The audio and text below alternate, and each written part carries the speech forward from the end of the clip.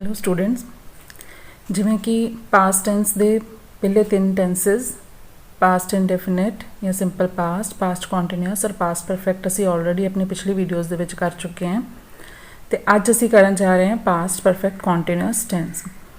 Past perfect continuous tense कित्थे use हुंदा है? For an action which begin before the time of speaking in the past. गल past दी ही हो रही है, लेकिन जो गल बोली जा रही है उस तो पहले दा काम शुरू हो गया है और उदों तिक्कर चल रहा है जो तिक्कर आपां उसदी गल करते पे हैं, but in the past. For an action which begin before the time of speaking in the past and continued up to that time. उस समय तिक्कर चलदा पिया सी जदों असीं उहदी गल करदे सीगे। हुण रूल देखिए पास्ट परफेक्ट कॉन्टीन्यूअस दा had been verb the first form and with ing। जिस तरह की प्रेजेंट परफेक्ट दे विच भी असीं डिस्कस कीता सी कि सिंस और फॉर भी यूज हुंदा है इहदे which for the particular time of period. Since for the period of time and for is used for a point of time. For example since morning.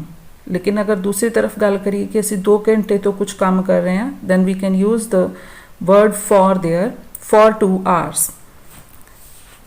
And this is for positive statement. अगर positive statement use कर रहे हैं तो had been लगा के verb दी first form के नाल ing लग जाएगा। लेकिन अगर नैगेटिव की गल करिए तो हम सब नूं पता है कि नैगेटिव च किहड़ी चीज़ां use होणगियां।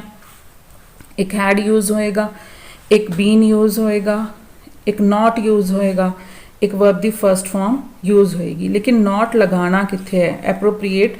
This is the right rule.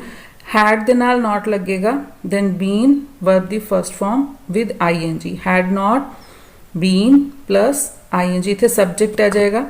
अगर इंटेरोगेटिव होएगा तो फिर नॉट दी पोजीशन कित्थे होएगी, दैट इज़ डिफरेंट। इन्ना पता है कि नैगेटिव दे विच आ चीज़ां यूज़ होनियां ही हैं, क्योंकि रूल है हैड दे नाल बीन लगना है, वर्ब दी फर्स्ट फॉर्म ing लगनी है, नॉट लगना है। लेकिन नॉट दी पोजीशन देखने वास्ते असीं देख रहे थे कि हैड दे नाल नॉट लगा के फिर अपना रूल अप्लाई करना है। हम देखिए इंटेरोगेटिव सेंटेंसेस दे विच अगर साइन ऑफ इंटेरोगेशन यूज हो रहा है तो हैड पहले लगेगा, देन सब्जेक्ट, फिर उस तो बाद बीन और फिर जो भी अपना सेंटेंस लिखना। Had he been working since morning, कि वो सवेर तो काम कर रहा सी या काम कर चुकिया सी। और अगर नेगेटिव और इंटेरोगेटिव दोनों ही इकट्ठे आ जाते हैं तो फिर देखिए जिस तरह इंटेरोगेटिव च पता ही है कि हैल्पिंग वर्ब आप पहले लैके आना होंदा है, तो वो हैल्पिंग वर्ब इत्थे अगे ले आए। हुण इत्थे हैल्पिंग वर्ब तो अगे आ गया, बट नॉट कित्थे लगाना है? बाकी सेंटेंसेस की तरह सब्जेक्ट पहले लगाना है, helping verb subject then not, फिर बीन दे नाल verb the first form with ing। Had he not been working since morning. So now see other examples. हुण कुछ एग्जाम्पल्स के जरिए आपां इस चीज़ को ज़्यादा क्लीयर कर लेने। He had not been wasting his time since morning when I visited him. काम पास्ट का ही सीगा, मैं जदों उन्होंने विजिट किया, देन उस टाइम की गल ही हो रही है।